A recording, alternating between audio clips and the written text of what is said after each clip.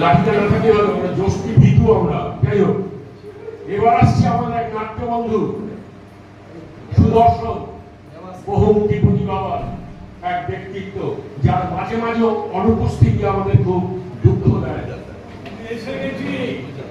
তিনি আমাদের খুব প্রিয়, খুব কাছে দেবাশিস সমাদ্দার মহাশয়। কত রকমের আছে আপনারা জানেন?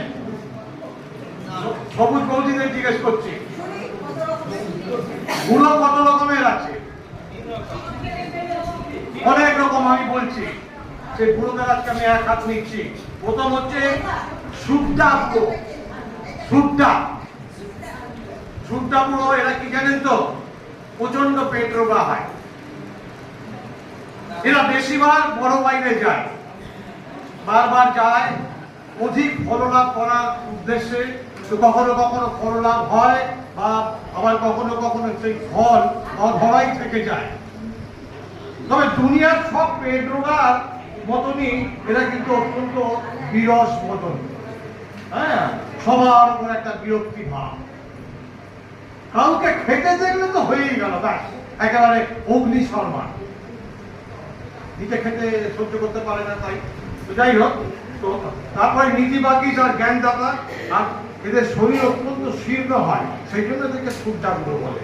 আচ্ছা, এরপরে আসছে ট্যাশ বুড়ো। ট্যাশ বুড়ো সেটা কি? এরা জীবনে বলতে পারব না, এরা জীবনে বড় সরকারি বা বেসরকারি চাকুরের ছেলে, মানে চেম্বারওয়ালা অফিসার, সবকিছুতেই খালি নাক ছিটকানো স্বভাব।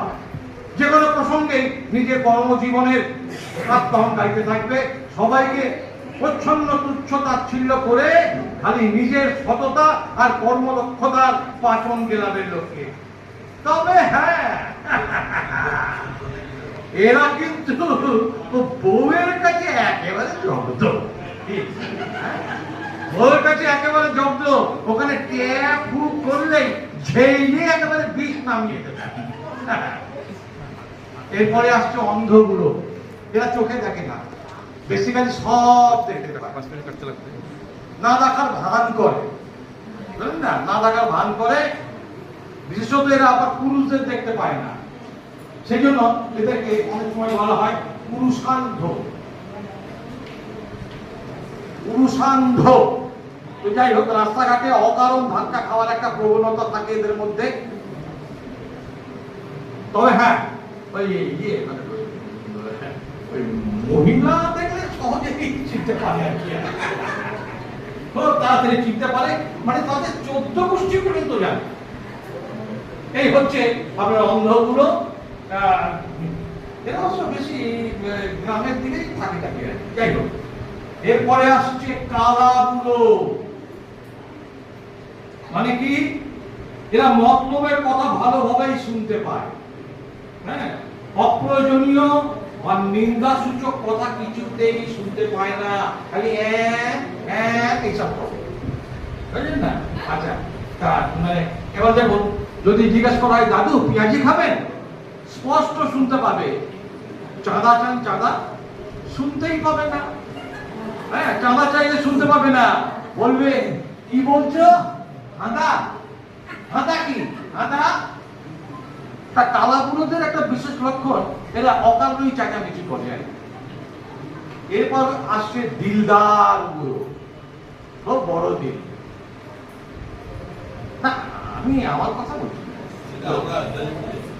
এবারে এরা হাসি খুশি, খরচে খুব খরচুটে এবং বড্ড আড্ডাবাজ।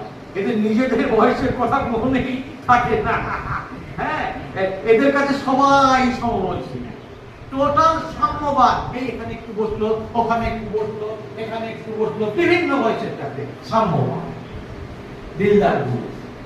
আচ্ছা, এরপরে আসছে ধর্মগুলো। দিন রাত খালি ধর্ম আর ধর্ম। তো এদের না, সবাই যে এরকম তা হয়, এরা ধর্মের নামাবলী পড়ে ঘুরে বেড়ায়।